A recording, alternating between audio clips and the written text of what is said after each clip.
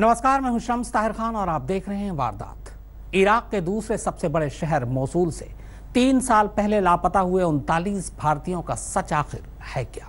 वो जिंदा हैं भी या नहीं? अगर जिंदा हैं तो कहां हैं? ये वो सवाल हैं जिनके जवाब ठीक ठीक न इराक सरकार दे रही और न ही भारत सरकार। पिछले शनिवार को हमने इसी वारदात में आपको दिखाया था कि कैसे आज तक की टीम उन 39 भारतीयों की खोज में मोसूल पहुंच गई और फिर उस बदूश जेल तक भी गई जिसके बारे में पहले कहा गया था कि वो 39 भारतीय उसी जेल में बंद हैं। हालांकि वहां पहुंचने के बाद बदूश जेल का सच कुछ और ही सामने आया। आज उसी बदूश जेल के सच की अगली कड़ी देखें।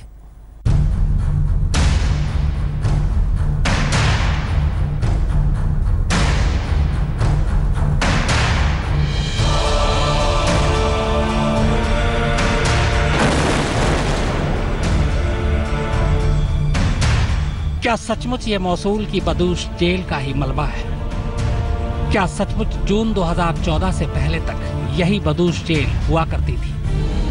और क्या इसी बदूश जेल में 2014 से लापता 39 भारतीयों को भी कभी रखा गया था? और क्या बदूश जेल में बंद सारे कैदियों को बाद में ISIS ने मार डाला? सवाल बहुत सारे हैं, पर साफ साफ जवाब न इराक दे रहा है और न ही Bharat.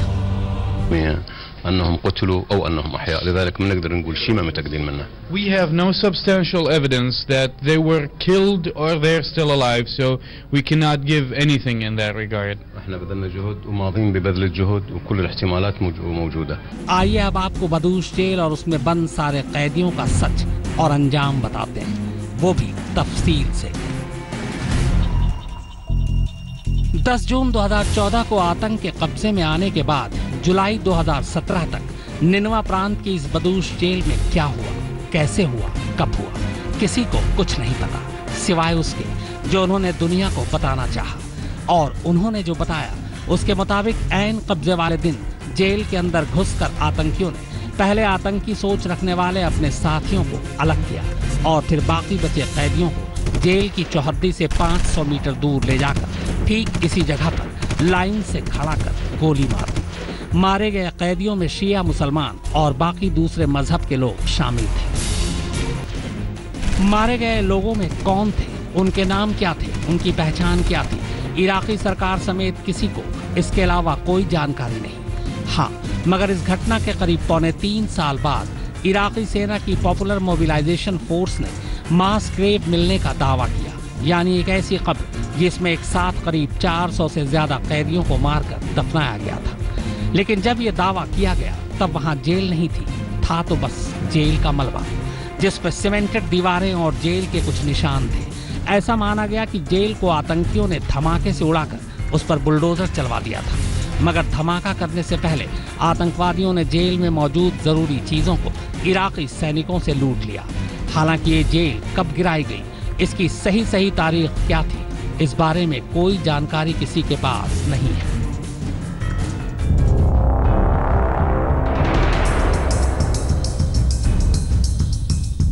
This is Badoosh prison. This is where, according to the intelligence India's External Affairs Minister has received, the 39 abducted Indians could possibly be. But that information is clearly absolutely incorrect because this building, we're being told, was destroyed by ISIS itself years ago, and the question hence continues to be, where are the 39 Indians? Iraqi सेना को जो सामूहिक कब्रगाह मिली है उसे नहर की तरह खोदा गया था और उसमें खड़ा कर कैदियों को गोलियों से भून दिया गया। आज भी इस लंबी चौड़ी कब्र में लाशों के अवशेष आसानी से देखे जा सकते हैं। सारी तस्वीरें हम आपको दिखा नहीं सकते क्योंकि वो विचलित करने वाली हैं, मगर जो दिखा सकते हैं वो ये कपड़े हैं जो वहां दफनाए जाने वाले लोगों ने पहन रखे थे। फिलहाल इन लाशों की जांच की जा रही है। मारे गए लोगों में किसी भारतीय के होने की पुष्टि अभी तक नहीं हो पाई है और न ही ये सबूत मिले हैं कि जो भारतीय निनवा की इस बदूश जेल में बंद थे वो जिंदा बचे भी हैं या नहीं। निनवा प्रांत में मोसूल के उत्तरी हिस्से में बनी बदूश जेल इराक की बेहद सुरक्षित जेलों में से एक थी, मगर आतंकवादियों ने न सिर्फ यहाँ बंद कैदियों का नरसंहार किया बल्कि इस जेल को ही मिट्टी में मिला दिया। इसके अलावा इस इलाके में 1955 में बनी एक सीमेंट फैक्ट्री भी थी, जिसे भी आतंकवादियों ने लूट कर उस पर कब्जा कर लिया। हालांकि अब उसे आतंक के चंगुल से आजाद करा लिया गया है। मोसूल में बदूश जेल से आंचल बोहरा के साथ आज तक ब्यूरो। बदूश जेल से लापता हुए 39 भारतीय बंधकों को ढूंढने आज तक की टीम इराक पहुंची थी, और जब मोसूल से बदूश जेल पहुंची तो जो हमें नजर आया वो हैरान करने वाला था। 39 भारतीय बंधक तो दूर, वहां वो जेल ही नहीं थी जहां के बारे में कहा जा रहा था कि वहां आतंकियों ने भारतीयों को बंधक बना रखा है। पूरे 3 साल हो चुके हैं, मोसूल से अगवा 39 भारतीयों का पता नहीं चल पा रहा है। आपको बता दें कि ये वो 39 भारतीय हैं जो रोजी रोटी की तलाश में इराक गए थे और ISIS के हत्थे चढ़ गए।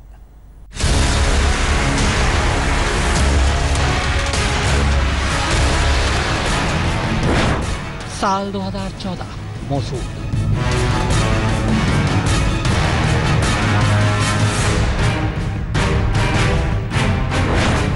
साल 2017, Mosul.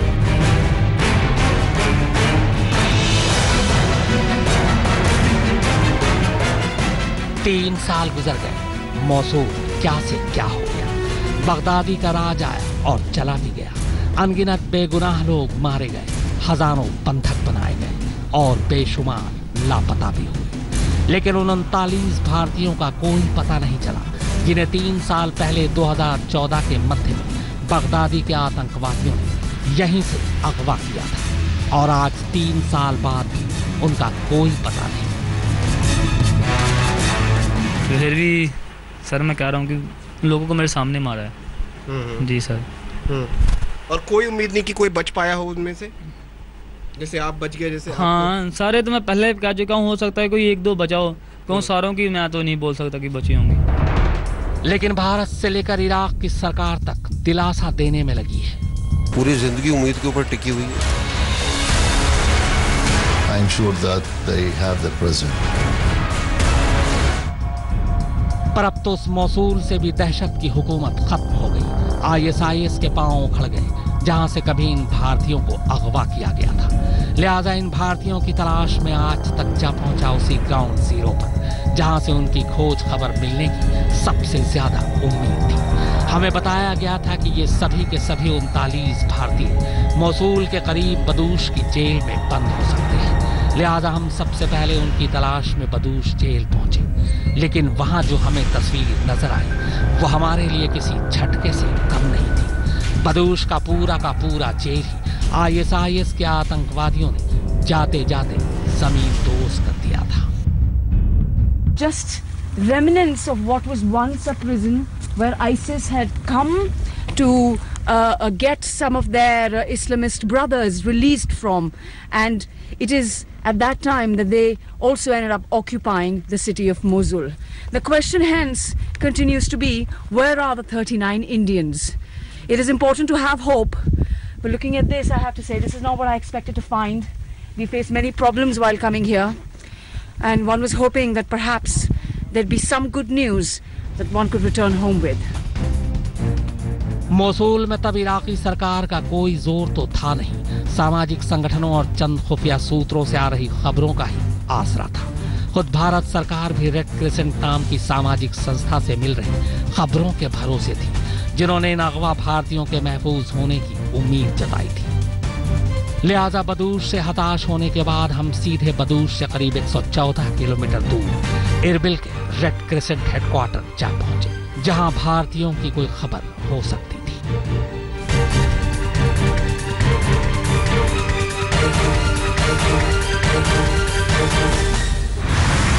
This is the office of the Red Crescent in Erbil, and we're about to go inside to find out if they have any information about the 39 Indians who were abducted in 2014. Remember, India's External Affairs Minister Sushma Swaraj continues to give hope to the families of these abducted Indians, and the Ministry of External Affairs did say that it was originally Red Crescent that gave them the information that the Indians are alive. So what's the status? Do they know anything? Have they been talking to the Indian government? Let's find out. लेकिन red crescent के अधिकारियों से बात करने के बाद वहां भी हमें नाउमीदी ही हाथ लगी। गुमशुदा भारतीयों को लेकर वो भी कुछ उतने ही अनजान थे जितने हम। अलबत्ता उन्हें उम्मीद जरूर थी। You're in charge of Red Crescent in Mosul, right? Yeah. If there is any information that any of your volunteers or workers find or in Mosul about Indians, will that come to you? But 3 years, ISIS to control in the Mosul, and I didn't any information with the any people inside Mosul, not just Indian. But if there is any information, هكا معلومات يهبن أو معلومات يبن لكن زنابل. أكيد. Yes, of course. If there is any information, so it will come to him. अब हम 2 सबसे अहम ठिकानों की पड़ताल कर चुके थे। ऐसे में अब हमारी उम्मीद इसी इरबिल शहर में रहने वाले भारतीयों से थी, जिन्हें अपने गुमशुदा हमवतनों की कोई खबर हो सकती थी। एक अंदाजे के मुताबिक इन दिनों इरबिल में करीब 6000 भारतीय हैं। इसी कोशिश में हम पहुंचे इरबिल के ही एक ऐसे रेस्तरां में जहां हमारी मुलाकात हैदराबाद के रहने वाले तिरुपति से हुई। लेकिन गुमशुदा भारतीयों के सवाल पर उसके भी चेहरे का रंग उतर गया। ये और बात है कि बुझे हुए चेहरे के साथ ही वो उम्मीद जगाना नहीं भूला। It's very sad to they are stuck there. I don't know about them, where they are. We want to know where they are, where they are safe or they are in any trouble or like that. We hope, 100% hope they are safe, but we want to know where they are now. जाहिर है इन तमाम दरवाजों पर दस्तक देने के बावजूद हमारे हाथ अब तक खाली थे। हालांकि आज तक फिलहाल मोसूल में ही है और हमारी कोशिश अब भी जारी है। क्या पता हमारे हमवतन वो 39 गुमशुदा लोग हमें किसी और ठिकाने पर मिल जाएं। फिर अब तो मोसूल आतंकवादियों से तकरीबन खाली हो चुका है। ऐसे में भारत सरकार की गुजारिश पर खुद इराकी सरकार भी नए सिरे से लापता उन 39 भारतीयों की तलाश शुरू कर चुकी है। बदूश और इरबिल से आंचल वोहरा के साथ आज तक ब्यूरो। बस कुछ दिन पहले तक कोई वहां जाने की सोच भी नहीं सकता था। बाहरी लोगों को छोड़िए, खुद इराकी फौज और इराकी आवाम भी वहां जाने से घबराती थी। यहां तक कि खुद उस शहर के हजारों लोग जान बचाने के लिए दूसरे शहर भाग गए, क्योंकि इस शहर को ISIS के सरगना अबू बकर अल बगदादी ने अपने आतंक की राजधानी घोषित कर रखा था। बगदादी को पहली और आखिरी बार भी दुनिया ने इसी शहर में देखा था, मगर इराक के उसी शहर मोसूल में आज तक जा पहुंचा, सिर्फ इसलिए ताकि मोसूल की जमीनी हकीकत का पता लगाया जा सके।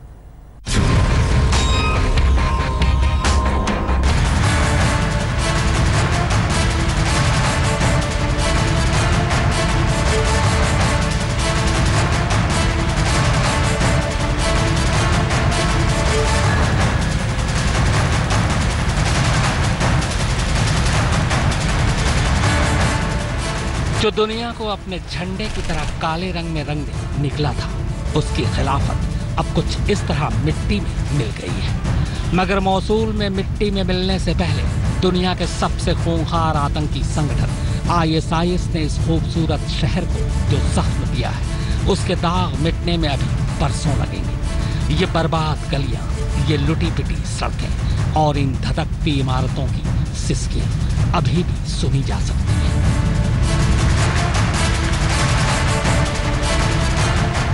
मोसूल में आतंक की हार और इंसानियत की जीत के बाद आज तक देश का पहला ऐसा न्यूज़ चैनल है जो इराक और इराकी शहर मोसूल पहुंचा है।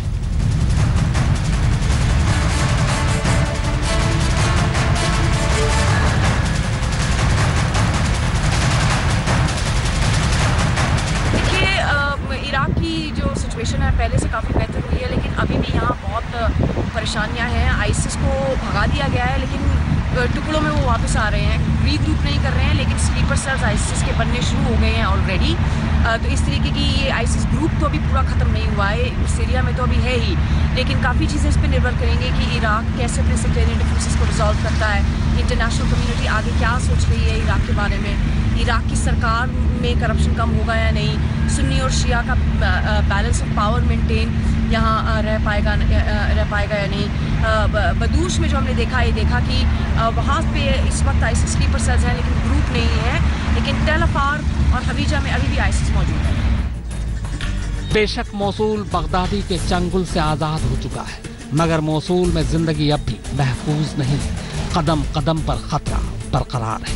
कई इलाके ऐसे हैं जहां जाने की इजाजत अब भी नहीं, क्योंकि बगदादी के बिछाए बारूद अब भी जिंदा है। कहां कब क्या अनहोनी हो जाए कोई गारंटी नहीं। आज तक की टीम को हर कदम ऐसे ही खतरों से होकर गुजरना था, पर गुजरना जरूरी था ताकि मौसूल का सच और पिछले 3 साल से लापता 39 भारतीय बंधकों का सुराग ढूंढा जा सके।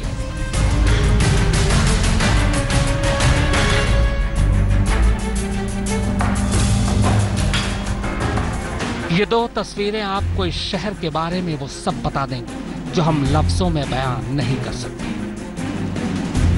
10 जून 2014 से पहले ऐसा दिखता था मौसूल। फिर अचानक बगदादी और उसके आतंकी आए।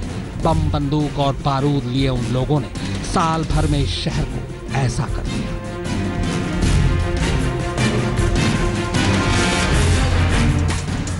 मगर अब जाकर 9 महीने की मशक्कत के बाद आजाद हो गया है मौसूल। लेकिन देख लीजिए, ऐसी है ये आजादी। आतंकी मौसूल से तो भगा दिए गए, लेकिन इस हंसते खेलते शहर को बर्बाद कर गए।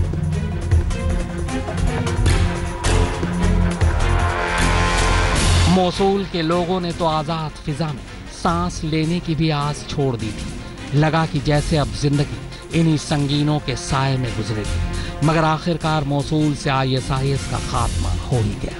मौसूल वही जगह है जहां से बगदादी ने अपनी खिलाफत और ISIS की हुकूमत का ऐलान किया था। मगर अब वहां से आतंकियों को खदेड़ा जा चुका है। पूरे 3 साल बाद मौसूल से बगदादी के आतंकी बारात निकल चुकी है। मौसूल अब आज़ाद है और इस आज़ादी का जश्न पूरे इराक में मनाया जा रहा है। सालों बाद यहाँ फिर से मुल्क का परचम लहराया है। इराकी सेनाओं के अलावा शिया, सुन्नी और कुर्दिश मिलिशिया ने 3 साल से आतंकी बेड़ियों में जकड़े मौसूल को जान हथेली पर रखकर आजाद कराया है। हालांकि अभी भी छुटपुट गोलियों की आवाजें आ रही हैं, मगर अब मौसूली लोगों को इत्मीनान है क्योंकि सेना ने शहर की मशहूर टिग्रिस नदी के किनारे इराकी परचम लहरा दिया है। अब कोई उन्हें अपनों से जुदा नहीं करेगा, कोई उनके मुंह से निवाला नहीं छीनेगा, न कोई उन पर पाबंदी लगाएगा। अब बस हंसी हो, खुशी हो, क्योंकि अब इराक से आतंक का खात्मा हो चुका है।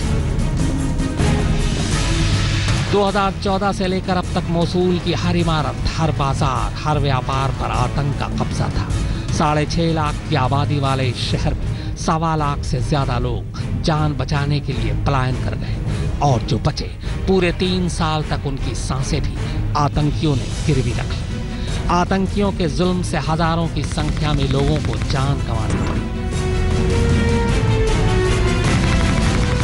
मगर इराकी सेना ने एक इराकी के दर्द का हिसाब इन आतंकियों से पूरी शिद्दत से लिया, और मौसूल की इस जंग में इराकी सेना के मुताबिक करीब 16,000 आतंकी मारे गए, और जो बचे उन्हें ढूंढ ढूंढ कर उनके किए की सजा दी गई। मौसूल से आंचल बोहरा के साथ आज तक ब्यूरो। तो वारदात में फिलहाल इतना ही, मगर आज तक पर खबरों का सिलसिला लगातार जारी है।